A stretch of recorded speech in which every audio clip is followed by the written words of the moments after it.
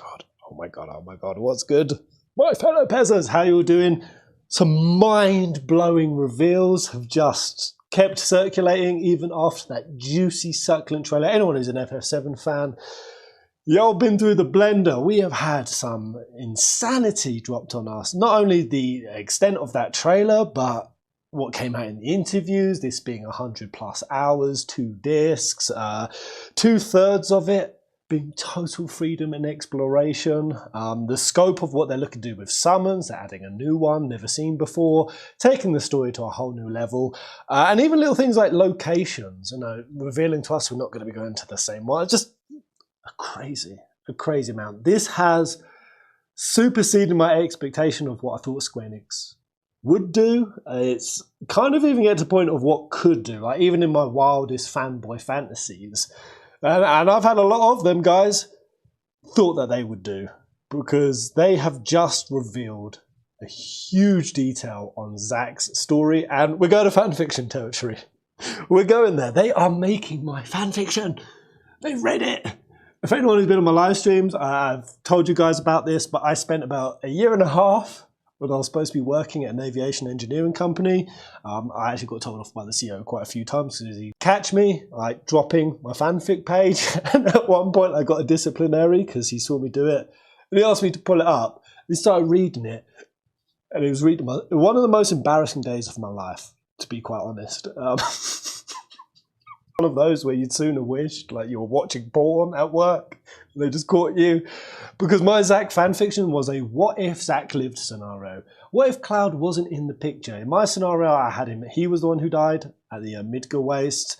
What would Zack be like going to Midgar? How would the story have branched and changed? Even him meeting up with Avalanche, Jesse, Biggs and Wedge, I was just saying to Brie, like, imagine that. Him with his personality and his sociability, that word it is now, like meeting up with them. Like he's way more, like Brie said, their kind of speed, their kind of pace, rather than the antisocial, like sore thumb that Cloud is. And here we go, guys. Not only are they doing it, I think in my story, I also had Genesis come into it. Well, it's kind of nostalgic remembering this, but it's also a little bit cringe because I specifically also shipped Zack and Jessie. Jessie wasn't such a thirsty girl back then. She wasn't the way she is now in the remake. I'm going to switch some lights on. There we go. Oh. You can tell I've been in cave goblin mode. And in my version, I even had the weapons play into it different, Sephiroth play into it different. Even the nature of when Zack and Sephiroth in my story sort of met, Sephiroth had a knowing of Zack, because we know he casts off a lot of his memories and a lot of his former self. It's only a fraction of Sephiroth that really exists. And a more complete Sephiroth would definitely have knowing of Zack. I mean, even without being complete, you see how when Genova first shows up as Sephiroth has no clue, like, who are you to Cloud? And as the game goes on, he starts to remember Cloud very distinctly. All of that aside, guys, coming to modern remake times, if you see my theory videos, you know I've made a few assumptions and guessworks and theories, and a lot of this is coming off Kabbalistic interpretations on what is going on with Zack. And I'm just going to quickly go through those. Because damn, guys, this information that I'm about to reveal to you, you may have already seen on Twitter, is so in step. It tees up so unbelievably well. And my assumptions were, so the first one is that the realms are 5 Kabbalistic spiritual worlds, concentric ones, not really predominantly dictated by time. It's more dictated by Sephiroths and worlds of like spiritual vessels that when infinity pours into the finite, this is what creates like dimensionalities. It's a predominantly metaphysical spiritual concept that also heavily revolves around the Sephiroths, as well as the progression of the soul and souls coming into self-awareness. That's largely what I've been covering, but within that 5, I told you guys that it's split into 2 in the Kabbalah.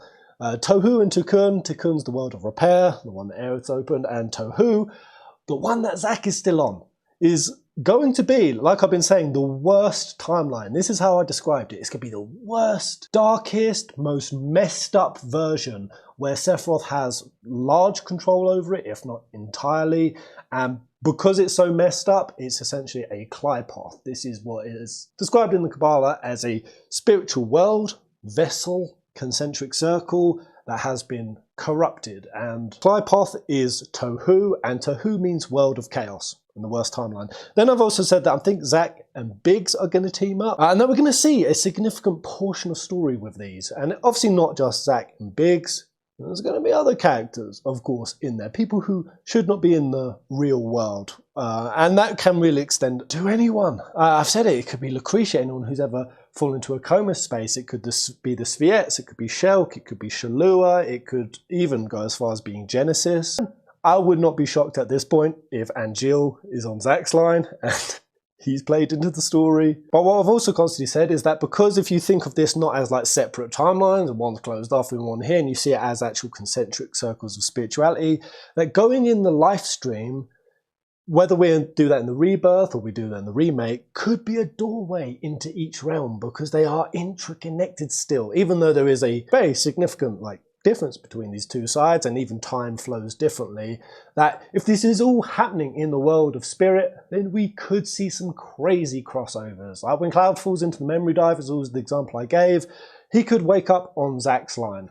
And I think this is all happening, guys, because when I read you in a moment, the Japanese box cover, the synopsis of the story that Square Enix have put on it, my brain, guys, I can't believe this. It's the most insane detail to date, even after all those interviews and trailers. But very quickly, I'm going to also cast back to some other assumptions. I don't know if you remember when we had episode intermission, and I said to you guys, Wutai is playing differently in this story, significantly different, and that's because Yuffie is actually sent to Midgar in some kind of official capacity. She's just a bullshitter in OG FF7, being the Rose of Wutai, and she's there representing her nation.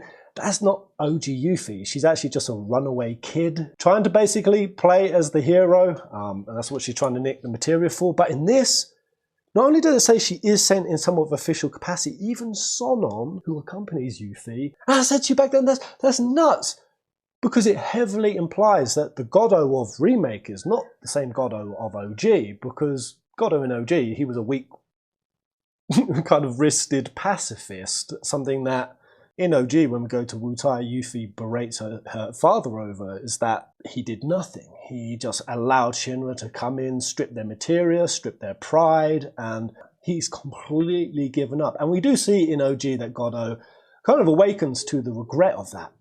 Regret, which is something I'll circle back onto in the video, but you know I've been speaking a lot about regrets. That in this re-happening, every character, not just our main party, are acting on mistakes that they made in the past, lessons that they learned, things that they wished they did differently. And it's kind of like a sick and twisted kind of version of it, is where they get close, but it's not like they fully get to reconcile the mistakes they made. And in that sense, that's why I also said Clone 49 could be referenced in the Tibetan Book of the Dead, which is a Buddhist strain of ideology that believes that when you die, you spend 49 days in a purgatory, having to re-go over everything, that basically you did wrong and that you have regrets with. So hold on to that, guys. And then my final one, I'm not so sure on this now, but I've been saying that people in Zack's line and in the church, because of the nature of how they're crying, and there's even one girl who's nose to the wall and she's spinning out.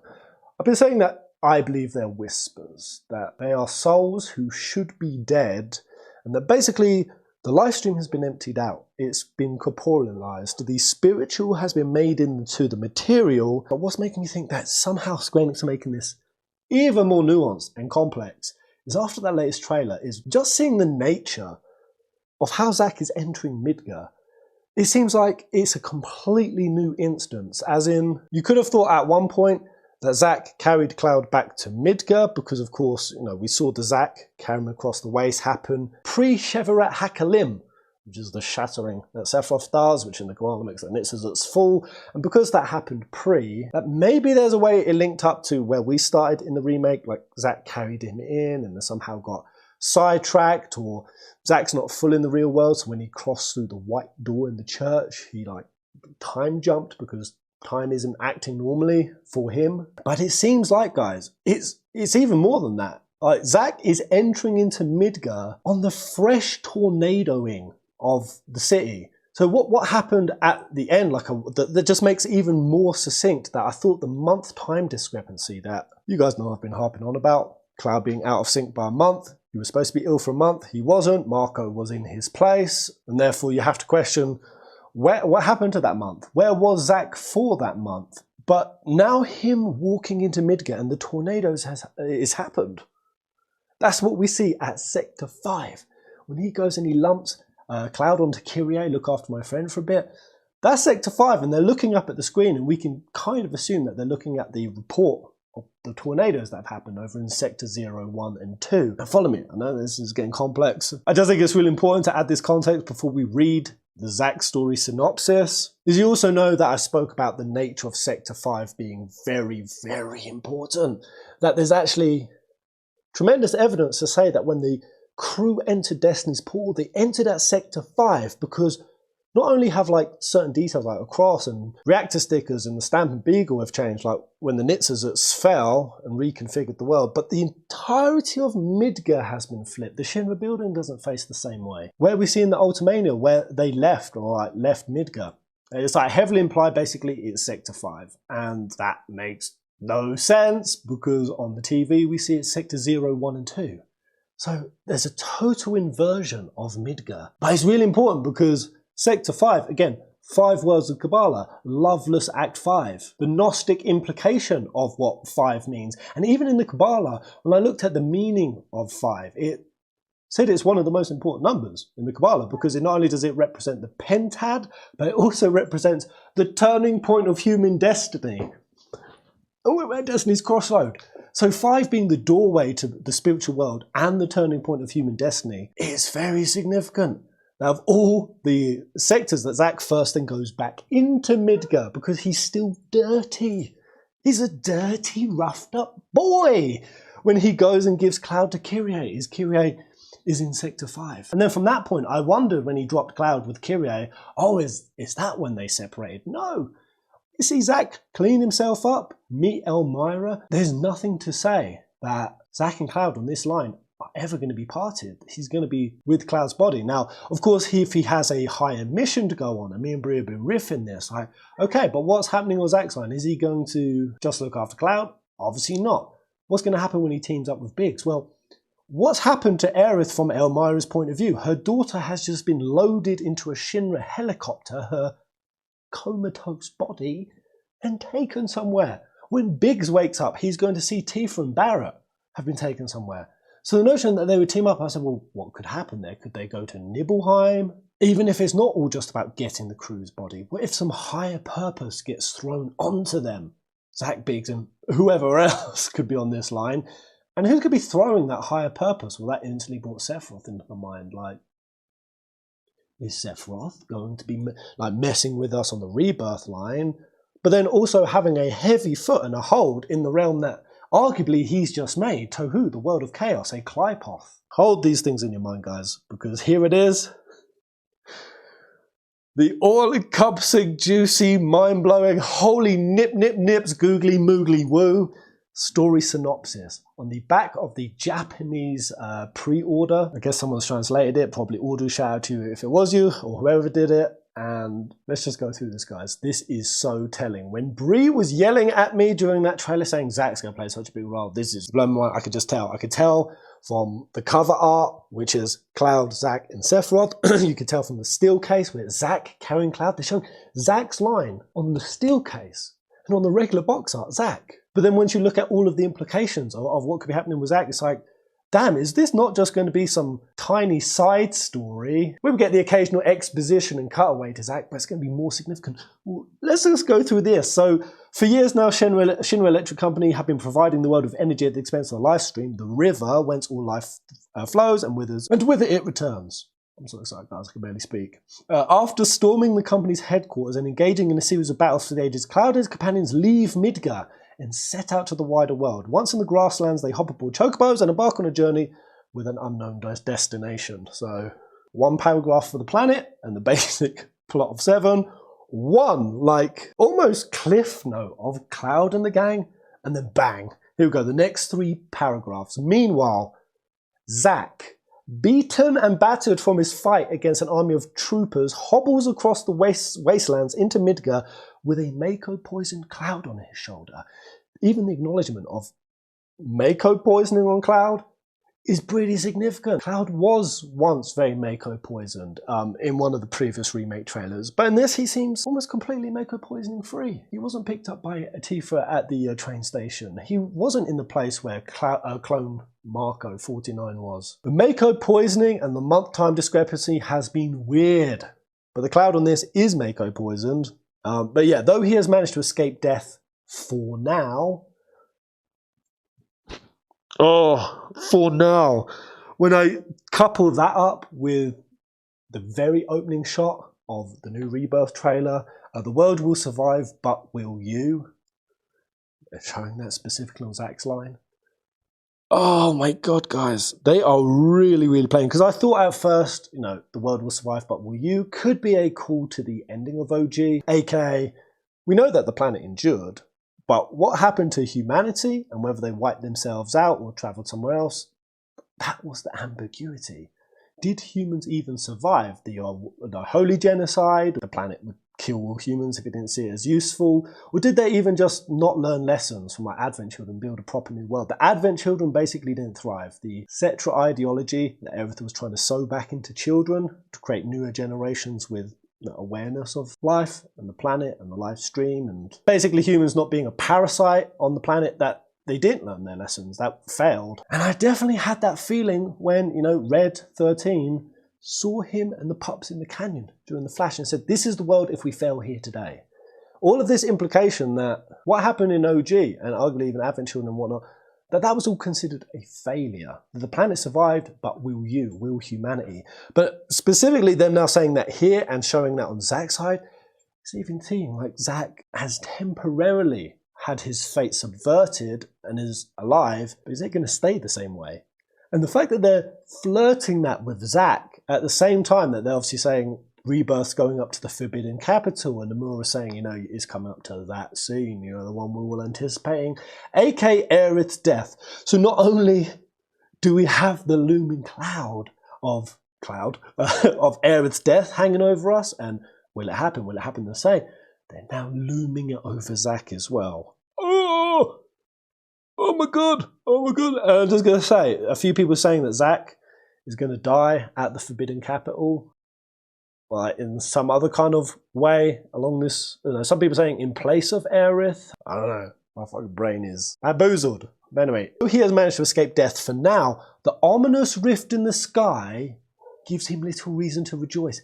So I saw this rift, and I was even on my breakdown and my live stream. I saw it, and I was going to point to it, and I thought, no, it's just like a weird cloud formation, or, you know, because the tornadoes have just happened, and they were massive, and obviously wholly unnatural, and Midgar's just been tornadoed, that maybe that tornado had just sort of made the clouds take this sort of weird lit up bowl shape.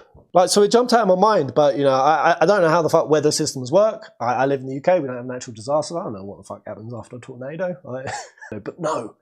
An ominous rift in the sky, which just even more consolidates the idea that something fundamental has broken, something I have been harping on about, not only just with Aerith's line on the highway, it shouldn't be this way, we have to stop him, like that Sephiroth has broken things on a very like universal mechanism level.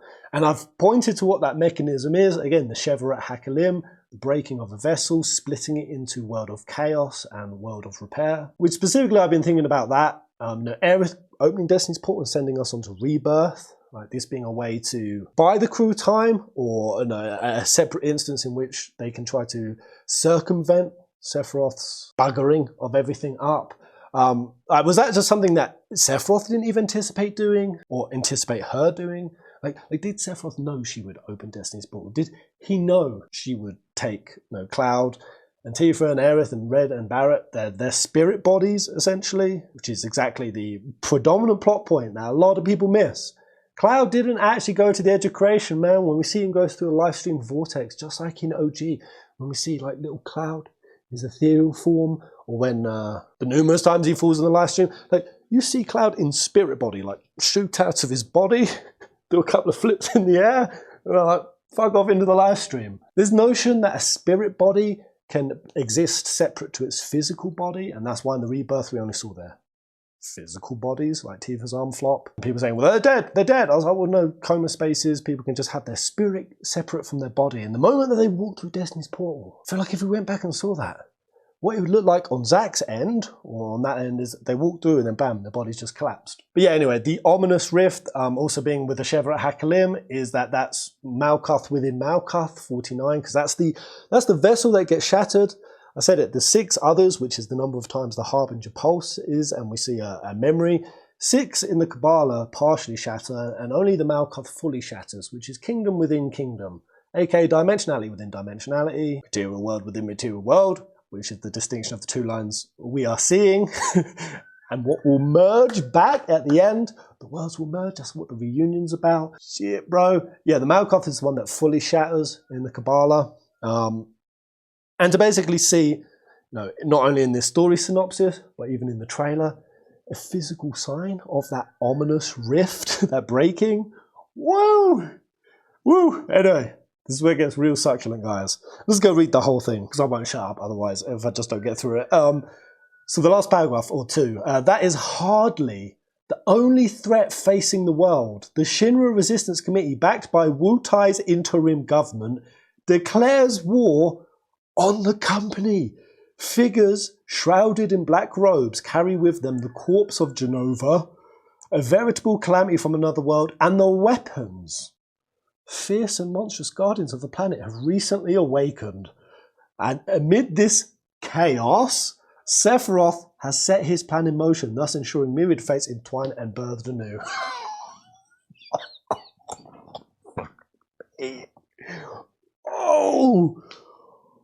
Oh my gosh, where do you even start?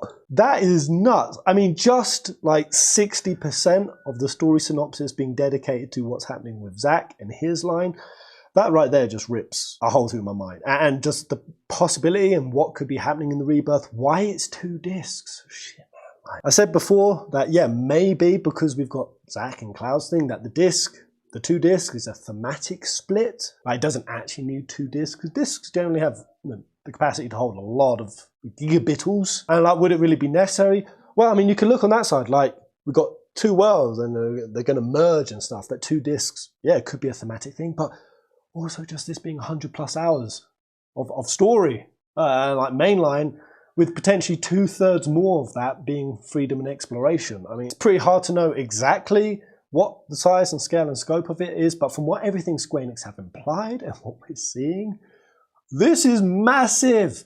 And does any of that sound like Zack is going to be like he was in the remake, just an occasional cutaway, telling all of this story? This basically fan fiction, what if Zack lives scenario, with weapons on Zack's line, with Sephiroth having an entire plan for that line of things, with a new Shinra Resistance Committee forming, which, what is that? Is that like a much larger rebellion against Shinra? Like more than just the typical sales of Avalanche we're used to? Because I've said before, we've had such rich story with Avalanche, especially since Elf, and she was a very interesting character in Before Crisis. She was almost like the lightning of Final Fantasy VII. And there's these much larger sales of Avalanche, and that Barrett's crew are kind of seen as like a fringe, bit of an extremist sell of it, and that there's ideological breaks, which is still something we saw in the remake, right? You remember when Roche, we was with Cloud, Jesse, Biggs and Wedge went on that mission, and new cell of Avalanche show up. And Biggs points out,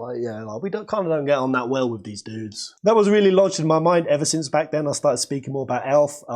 The curious thing with her is her father is Verdo, which is Song's predecessor. He was the leader of the Turks, which was once again origins, if you will, of the very tight-knit relationship that Avalanche and the Turks have. Obviously by Advent Children, Rena and Rude and that, they become integral in working alongside Cloud. Where they bomb the bridge to stop the remnants. There's been a long-standing relationship between Turks and Avalanche. Now, at one point, it all nexus back to a father and a daughter, and that would be dope to see that all come back into the fray. And we got a hint of it in Remake, but yeah, them calling it the Shinra Resistance Committee. Maybe this is a larger rebellion. It's the Resistance Committee. Maybe people on Zack's line really start rebelling. Like maybe the tornadoes in some way and the ominous rift really opens them up to like a pre-meteor calamity, which is kind of thing that starts breaking down like Shinra's ideological hold over everything. I also think with, say, the regrets aspect, if that's happening on a world scale, and if Sephiroth controls this world as well, like if he's fundamentally changing something in the populace's ideology, something that makes people turn against Shinra on a much sooner and broader scale than before. But we even have to question if Zack's coming in on freshly tornadoed Midgar, did the Sector 7 plate collapse actually ever happen? Because in OG, that was what significantly allowed Shinra to hold on to the general populace's ideology. Sow some fear, make the people needy. You know, that whole speech that Shinra gave to Barrett, like, who's going to be there for a natural disaster? What happens if a natural disaster comes? You know, will you help them or will they trust us, you know, the company, to help them out? Well, a natural disaster has just happened. And I can't see as any coincidence that Shinra, President Shinra, gave that whole speech to Barrett, and now one has happened. And if the plate collapse never happened, which was something that flipped public opinion onto hating Avalanche, and for me the most likely one is that it hasn't happened at all, because Zack's coming into the story a month earlier than it should, which then tees up other questions like, is Ruthless Shinra even the one in control on Zack's line? Was President Shinra still alive? And President Shinra isn't even going to die the same way. And this is massive because then it ties into the next section of it. Backed by Wutai's interim government, declares war on the company. This is major, man. Not for what I've already just discussed, that, you know, Godot was never going to go to war in OG. So remake Godot with some, again, not clear memories, because no one has memories, but they have intuitions of their past regrets. In this line, he's taking action, declaring war. We are going to see in Touhou, the world of chaos, Zack's line, a Shinra Wutai war. The war's coming back. Something that has not happened since, you know, now we've got Ever Crisis and Sephiroth, the demon of Wutai, and the significant thing that I also pointed out back in the day when I covered it was what is going to happen on Zack's line, because he had a very unique thing happen in Crisis Core when he went to Wutai, and that significant thing being a regret. Because when I went through every character, person by person, even with NPCs, what could their regret have been? Of course I went to Zack, and I looked through it, and, you know, one of the things could have been Zack's regret in not saving Sephiroth, or not stopping him, not seeing the signs earlier. Certainly his regret for not saving Angeal and Genesis, which could tee up so much if this theme of playing out your regrets and trying to rectify them, you know, being a big tee up for them even being in on this line. But another regret I identified was what he did in Wutai. You have a scene where Zack goes and he's fighting and murdering, very, very dark, but let's just be clear, Zack went and murdered on behest of a evil, tyrannical corporation. Now, that of course did brainwash and indoctrinate its soldiers, and soldiers follow orders anyway. But you had it where some of the Wutai guards, they said to Zack, like, do you know what you're doing? Like, do you know who you're working for? I'll put the line up here, but they directly called him out, and there was a glimmer in Crisis Core of Zack showing, that was like the first signs of his hesitation. This, to me, in my mind, was one of the first moments where Zack really started questioning Shinra, and specifically what he was doing. And, you know, this is what was the Traveler Prisoner Hero arc. You know, Genesis was always the prisoner, believing he was the hero. Genesis believing that Zack was the prisoner, but then, of course, towards the end, Zack goes from prisoner to hero. That's why in Crisis Core when he dies, he says, would you say I became a hero? The Zack on this remake is also just fundamentally different from the fact that he's just gone and almost been murdered by a whole troop of like, Shinra infantrymen and soldier. The Zack in this has no allegiance to Shinra anymore. And with his regret of like turning against Wutai, this is why I said back in the day, is he going to meet up with Biggs? Is he going to join Avalanche? And Avalanche and Wutai are connected. I mean, they kind of always have been. That what happens when you insert Zack in there? Where is he going to fall on this side of Wutai? An interim government declares war on the company, which I'm just going to say, shit, totally didn't even just read that. Interim government. Wait, what? Why is it an interim government? What the hell? Because I was saying that Godot, the whole thing that obviously stopped Wutai from going up against Shinra was Godot, was his ideology, and had that been reformed from this regret concept, but it says interim government there.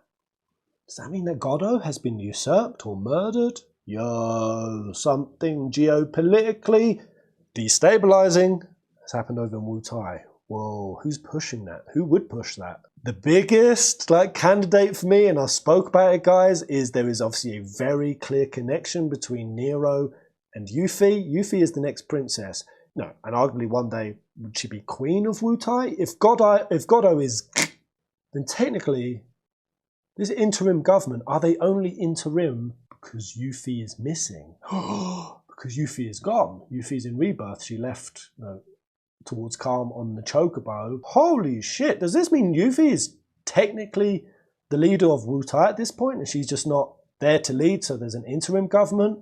But specifically how important Yuffie is as a character, because we see her as just like the scrappy half-pint, but she is technically one of the leaders or royalty of an entire nation in this game, and destabilizing anything with her would have chaotic implications. And who do we know is also part of this chaos theme in Final Fantasy VII? Nero! He's a chaos boy just like Vincent. I always thought it was cool, Yuffie and Vincent's relationship. I said in my last video, Yuffie, she fell into Nero's darkness in Dirge of Cerberus. Vincent had to go in, but said her soul would always be blighted with chaos.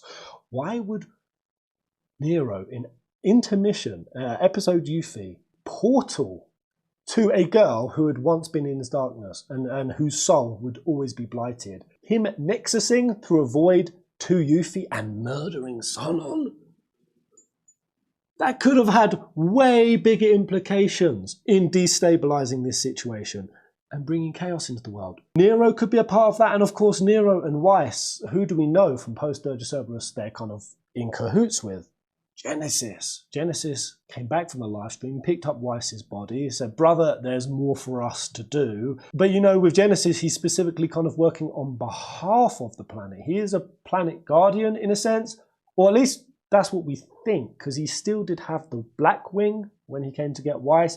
And we do know that when he met Minerva, who he wanted to be his mummy goddess, that she fucked him off into the live stream. If the live stream is now broken, where would this put Genesis and an extension of Soviets, and specifically in a world that Sephiroth is also sowing chaos into? Guys, I know I'm just creating more questions than what I'm supposed to be doing as a YouTuber. My job is to give answers, but I'm just getting all of our gears turning, sort of considering all of these different areas, and just tell me what clicks, guys. Let me know in the comment section. We'll figure this out. But anyway, the figures, Shroud in Black, carrying Jenova. So the clones having Jenova. That's just a weird point there, because, of course, Jenova, after breaking out of the Shinra build, was always kind of just free to move on its own volition. That's why it went to Junon and crossed over, travelled through the form of Sephiroth, and we never really saw Jenova specifically and the clones together. What we did see was the clones trying to find Jenova, always walking around seeking it, and then walking around to try to find where's Sephiroth, the great Sephiroth. But in this, they carry with them the corpse of Jenova, which could be meaning on the World of Chaos line, Sephiroth's line, the reunion is far more potent, powerful, able to happen. This really would tie with what we saw in Remake. Like I said to you guys, and you noticed it, Sephiroth has far more control over the clones. He just teleports to them freely, willy-nilly. He just teleports into Marco or shows up to mindfuck a Cloud, or specifically after stabbing Barrett. Notice how he picked up one of his clones that had Genova'd out, lost the fight. Then Sephiroth takes it, climbs up ladder, and then dives head first with the clone.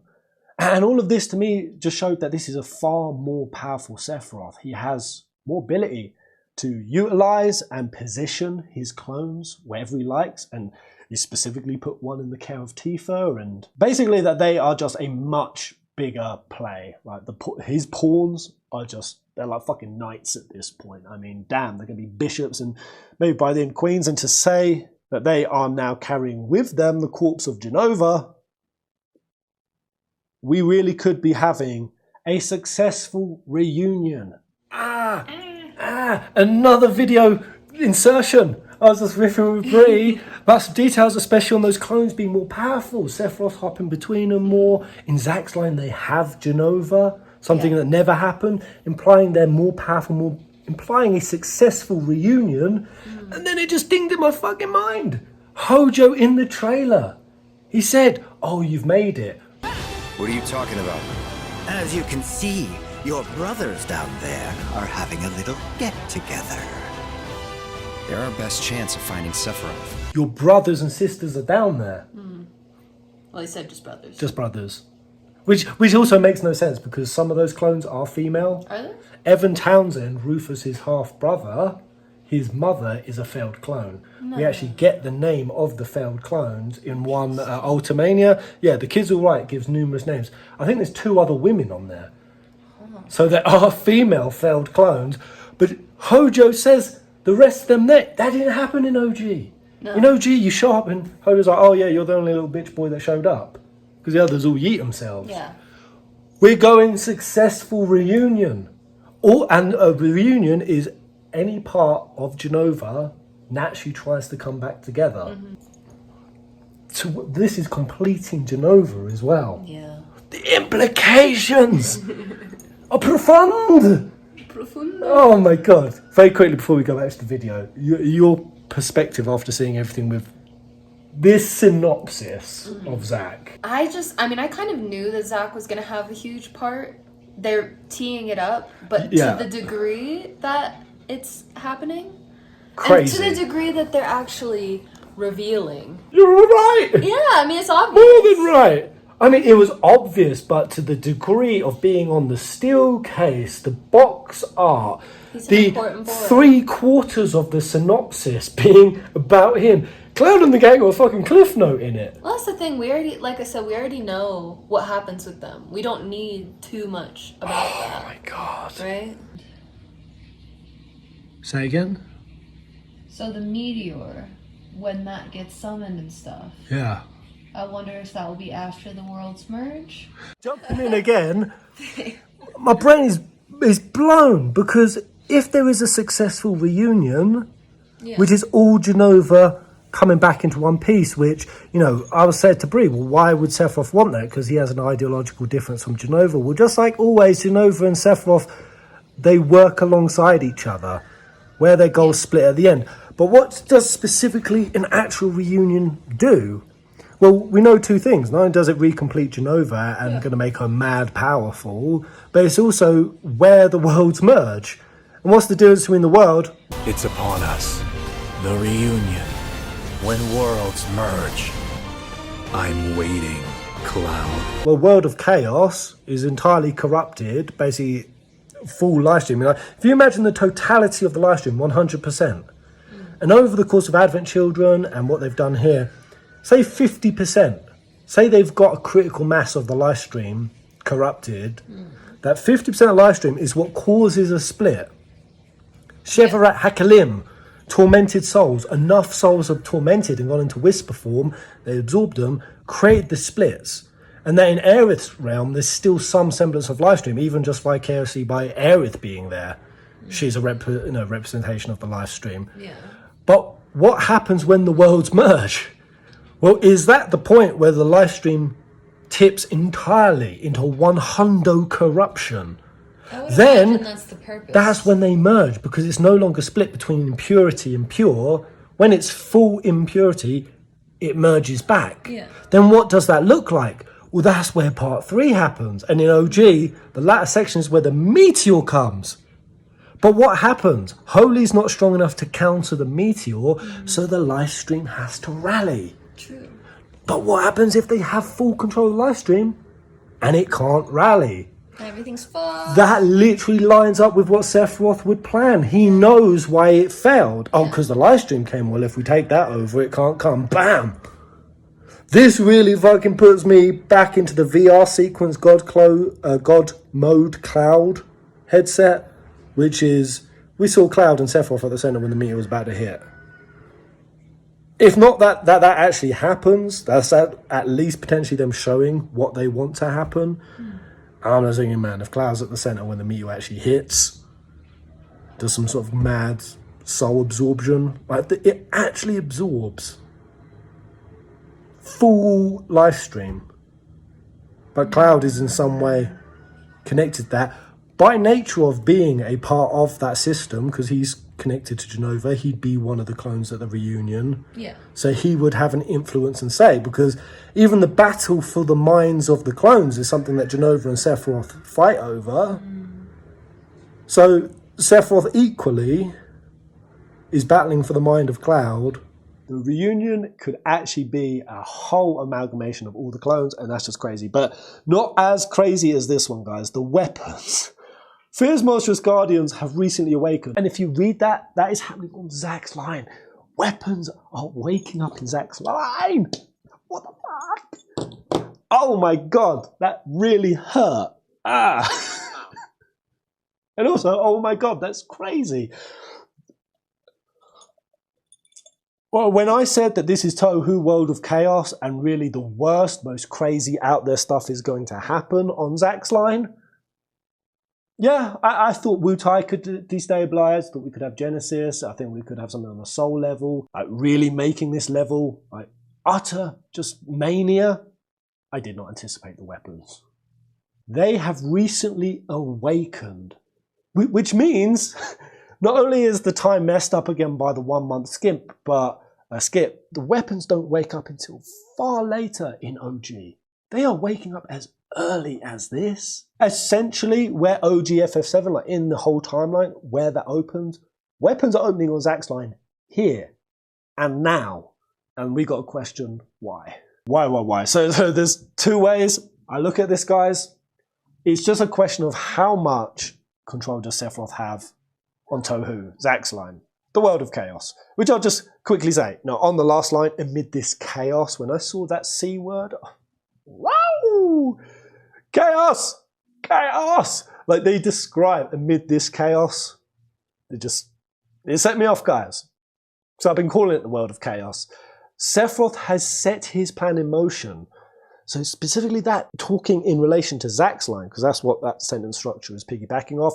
Zack's line is his plan in motion, thus ensuring myriad fates intertwine and are birthed anew. So that idea when I said, would Sephiroth somehow jump in and try to direct Zack and Biggs and anyone else's, basically for them to meet people they should never have met, creating new characters, working together, a meeting that never happened before. And specifically, what myriad fates would Sephiroth be interested in? Well, this to me really ties with that weapon question.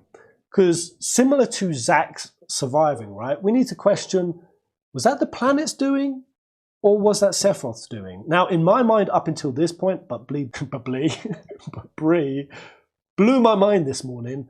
I've always assumed at this point that Zack was a trump card inserted by the planet. That the planet knew it was on its last legs, it was about to have fate shattered, and that this Clypod, this World of Chaos be made, and that the planet, in its last ditch, its last moments of having power over the Whispers, they sent the ghosties. You know, when they're going around, the infantrymen, when Zack's having his last stand, my mind was like, the ghosts are going in, maybe they're taking out gun clips, disarming some of them, maybe taking off some of their grenades, giving Zack the ability to survive in that fight so that this realm, this side, technically the live stream, but technically not because it's corporealized, would have an extra guardian on its planet or on its side.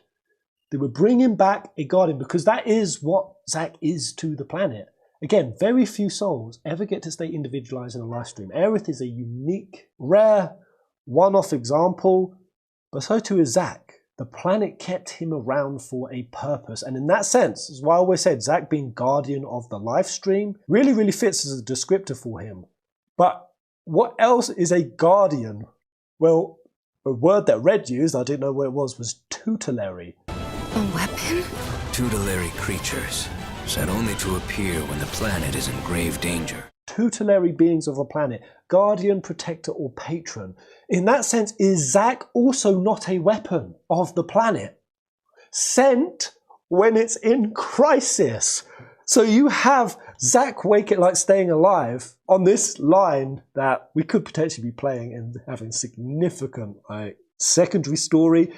No, just as if OG FF7 and FF7 wasn't a crazy enough story, Square Enix are going out their way to tell an entire secondary arc. I fucking applaud you, Square. I bloody applaud you. And I love this. And it just really takes me back to when they first announced that this would be a trilogy and 70% of the internet was saying this is a cash grab, disgusting Square Enix, one part only, roasting on me because I was saying no, if they want to take 7 to the next level, even just to do a like for like, it needs to be more than one part. You can't fit a text-based descale game into a single episode. And they certainly would be able to excel the story, take it above and beyond. And I was like, no, Pez, no, you're delusional. Well, look at it now, guys. Look at the scope of this shit. Y'all who really were complaining this needed to be one part or it's a cash grab, do you really think that now? That's my question. But anyway, I just think that's mad succinct. Zack being alive here and the planet's waking up at the same time. There is a synergy there. But I don't know what the synergy is. Is it Sephiroth doing? Because the way I see it, guys, and I've said this, why I think Sephiroth, we're all mistaking him, that he could be a dark humanitarian once he comes back into what he lost, which was when he fell in the live stream. He had to cut away all of his compassion, his humanity, and arguably all of his care. Oddly, Sephiroth at the edge of creation, one we have never seen re-merged with that, knows Zack. And actually, Sephiroth cares about Zack. He cares about Angeal. He cares about Genesis. And this really puts me in two minds. Just let me know in the comment section below. Zack being alive. Planet done? Planet run? Or Sephiroth done and run? Who made it happen? Because there's just as much to say that Zack is a part of Sephiroth's plan.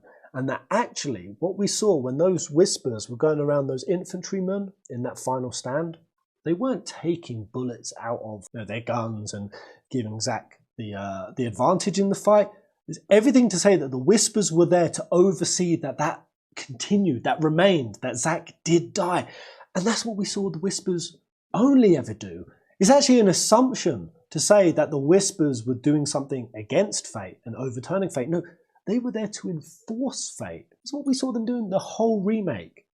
So on that alone, you can say it's less of an assumption that the whispers were hovering around to ensure Zack died. But in the middle of that fight happening, Sephiroth, who also looks like he reopened the remake timeline, coincided the time of it that Zack's battle, like the start of his battle, the midpoint, was just at the part where Sephiroth caused the Shevarat Hakalim, when he broke destiny, when he acquired the ability to not only overturn fate, but even control whispers himself. Is it not just a bit of a mad possible? Because again, how time's working here is weird, but is it not a bit of a mad coincidence that Zack's stand starts at the edge of destiny when Sephiroth slashes goes through, and then Zack surviving happens post-explosion, Sephiroth basically pulling off his plan. We can assume the battle with Destiny was happening alongside Zack's final stand, which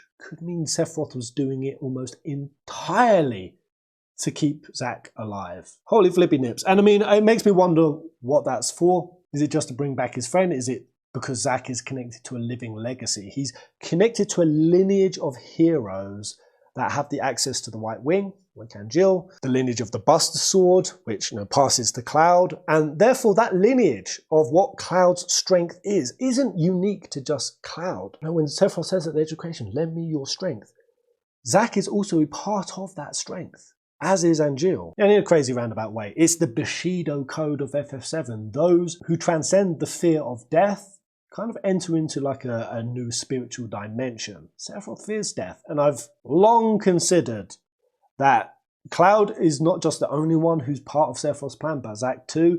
I don't know, did Zack even put him there specifically to fight against these weapons? Because the reason this ties up with my other assumption, guys, quite succinctly, I think that you can be in the live stream in one side, but then go into the other. Is what did we see in the Rebirth trailer? We saw Tifa floating in the live stream and she saw Emerald Weapon. She was like, a weapon?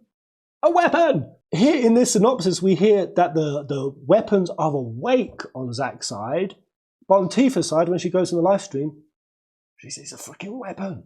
So what does that mean? Does it mean that there's multiple weapons? No, it could just highly mean that actually the line that Aerith is taking us into, Rebirth, is actually more akin to the live stream, or that even by going to the live stream that side, you connect to things that are on Zack's line. Because by the very nature that the emerald weapon can't be in two places at once, it's in the live stream and Tifa sees it, but it's awake on Zack's line.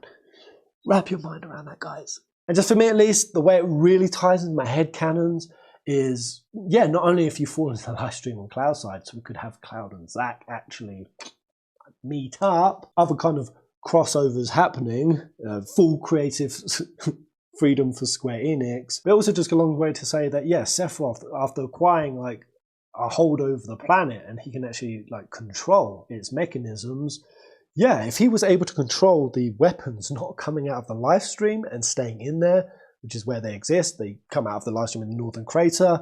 But on the Rebirth line, they're still in there.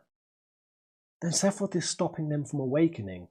But if by stopping them from awakening on this side means that they're awake in his little Clypoth, which essentially you could say is his corrupted version of the live stream, the Terror Corrupt. So instead of popping up here, they're popping up in Zack's line. It just goes even more a ways towards showing that potentially the level of control Sephiroth has. And that what is on Rebirth line, which again could be something that Aerith is doing against Sephiroth's plan. It does make me wonder though if he even anticipated that, because we do have Sephiroth. Obviously in the Rebirth, he is in this world. He's still going to keep mind fucking with Cloud, but specifically which Sephiroth? Because again, there's 4 of them. Who's to say all 4 are in the Rebirth one? What if it's just the Genova hallucination one? What if it's the Cloud's memory Sephiroth, the one only from his memory? But who's to say where the Edge of Creation one is, the Oddie one, the formed one? What if that is the one on Zack's line? What if Sephiroth is able to interchange between both? I mean, it does say Sephiroth has set his plan in motion, so we can assume he's going to be going to Zack's line and playing again. And it makes me curious as to how he's going to do that. Is he going to present himself to Zack as trying to save the planet, trying to fight the weapons, like fully deceive? But if it's Oddie Sephiroth, is it even a deception? The Sephiroth that Zack has just seen is the murderous maniac in Nibelheim. From his perspective, Sephiroth has just broken, and that was the one totally hijacked by Genova. Oddie Sephiroth could try to fucking explain himself, and just the same mind games that he's playing in Remake. Now he's saying, Cloud, lend me your strength, the planet's dying. Aerith says, he would say that he cares and that he wants to help the planet. What if that Sephiroth plays those same kind of lines towards Zack? I feel like Zack is the kind of person, he tries to see the good in people, he would try to forgive, I don't know. And would that all just be used against him? Because that's the thing, I just don't know whether or not I could think that Sephiroth, complete Sephiroth, still sees Zack as a friend and an ally. I mean, of course he respects Zack's strength. So for that premise alone, he would have a motive, he would have some sort of goal or plan for Zack, just like the planet did. Like if Zack was significant to the planet to that degree, to keep him around, what is Zack to Sephiroth? Like, that's such a big charged fucking question. And to see it's playing this big a role, this much of the synopsis, this much of the artwork, this much a part of the plan that Sephiroth has set in motion. And almost is possible that if there is no actual genuine care and alliance from Sephiroth, he's totally manipulating Zack, because there's 2 things here that Zack could end up fighting. Teaming up with the Shinra Resistance Committee and back up with Wutai, fighting against Shinra, who Sephiroth hates, fighting against the planet's weapons, which Sephiroth is inconvenienced by, specifically Genova. And Zack could also be his access way to finding other things that could benefit Sephiroth, either emotionally as a genuine care for the new world he wants to set up, or to fight against people who would inhibit him, again, being Angeal or Genesis or anyone else who was in the livestream and could now be back. Because it's emptied out, guys. Anyone could be alive, anything could be happening. And the last thing I'll leave off on is how crazy this could be, because my logic is this, guys, that in Final Fantasy VII, a soul is a soul, a spirit is a spirit. That's why you see him in whisper form. The universe has always gone to describe what it means to stay individualized in the live stream. It's always shown us when somebody leaves their spirit body. So my assumption is this, guys, that a spirit can only be in one place at a time. That makes logical sense. AKA in Rebirth and Remake, the line we're on, and Cloud and Gang, versus the one that Zack and Biggs are on, you can't have the same person genuinely, authentically in both. How could you? You can't have two souls. You can't have two spirits. And I've been looking through the trailers and we have seen no one in the crossover. Is the Yuffie that was on Zack's line, is she still there? Or is it just the one over on Rebirth? You know, we've just seen Kyrie. Does this mean Rebirth world has a Kyrie? Can there be two Kyries? No, we know the crew on Zack's line aren't in their bodies and they're over here because we saw their bodies, you know, looking like they're dead. And we see Cloud still passed out. So we have not yet seen an instance. You know, we know that Elmira is on Zack's line. Does that mean that this one has an Elmira? A Marlene? Does this have a Marlene? I was even going down to characters like Andrea. Andrea is in the Rebirth trailer over here.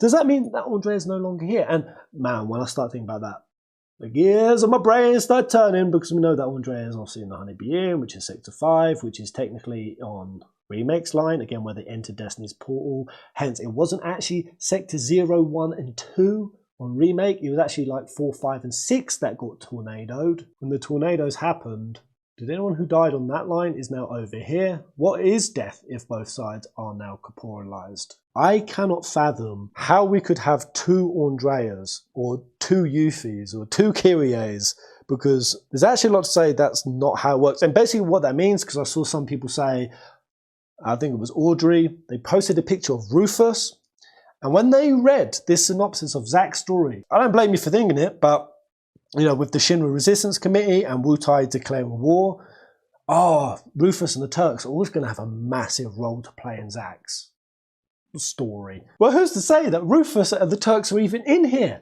Who's to say Rufus is even running this? What if President Shinra is still running this line? Who's to say what characters are in what place at what time? And even if we do have a version, it's like, well, what? Has that person's spirit been split into these two worlds? Could, because again, it's Genova and Sephiroth, and this is a Klypov, this is a World of Chaos. Would they be able to mimic all the souls? Again, you think of Sephiroth absorbing all the soul into his Genova-laden body, Genova that is able to read souls and mimic them. And Sephiroth absorbed all the souls. So who's to say that the entire world of Zack's line, the World of Chaos, Tohu, any people on it, aren't actually authentically people? They're just soul read before they were dumped out by Aerith or into the Rebirth line, that they're not just imitations. They ain't just fakes. I mean, to me, the other logic would be that souls are able to be split in half and coexist in both sides. But I think it's more logical. You can't have a character in both, and if we do, we have to argue and question, well, who is that really? Is that really them? Is that just a mimicked version of their soul? And this would just lend to the whole performance aspect, that some of them are actors. Actors on a stage. Yuffie's intermission. Intermission meaning a break in a play. No, raising on this curtain. Life's a stage and love's a play. Something that Wedge yelled at us in the remake. All of this thematic symbolism of Loveless Act 5. All of this, the World of Chaos, Tohu, is Loveless Act 5. A performance with actors that Sephiroth has entirely staged. That would be really freaking juicy, man. Anyway, I'm done. I can't really riff out any more speculation and call this a video. But it's just blown open the scale of the questions that I'm asking, of what I'm pondering and considering could be happening, might be happening. I would also just say there was a second little page that come out. It was an about. I'm not going to go through it because it just basically tells us things we already know. This is going up to the Forbidden Capital, which can't wait to see how Zack's side of things coincides along that happening. Just talks about how expansive the world is, that there's going to be lots of mini games, powerful base team combos, and then once again talking about fate beyond the walls of fate. That Cloud and the crew on the Rebirth side are going into unwritten fates, you know, fates that they can specifically carve out anew based on their new actions, which is obviously very, very different to Sephiroth's one, which is ensuring myriad fates intertwine and are birthed anew. aka there is no free will. Sephiroth has not only just broken down people's fate, like Zack's fate, but he's then restructuring their fates, forcing it, shoehorning it, sticking it on a rail that benefits him, which largely makes me question between the Rebirth, Tohu, Tikkun, Zack and Cloud Slide, Zack and Aerith's, however you want to define these, Beagle and Terrier timeline, that whoever is separate into these two areas, like, has Sephiroth specifically designed it, set it up in a certain way. Those who won't benefit him are cast off here. Those who will are stuck over here. I don't think it's the case that Sephiroth went soul by soul and picked, like, Andrea, you're no good to me, you go over there. Elmara and Marlene, though, you're staying right here. But something like that. At the end of the day, if Aerith is Sephiroth and specifically Genova's big enemy, you'd certainly have uses for them, right? What fates is Sephiroth going to force to come together? What ones is he forcing to be birthed anew? I am so goddamn titillated! And if you are too, hit the like button, comment, like, and subscribe. I am so damn curious from the rest of you FF7 fans and lore junkies, what the hell you make of that. It could go in a myriad of directions, but the main thing it tells me is that this is going to be no small side story. This is a whole other expansion and addition to what we're seeing in this trilogy, and that coincides exactly with what they said in the interview, that they are taking this above and beyond, that they are blowing this up and going places and doing things that are way beyond OG, but even just way beyond the ambition of even part 1 of this remake. And if that don't get you positively splooging in your undies, then I don't know what will. Thank you guys, and I'll see you on the next video. Get out! Let's go, Zack!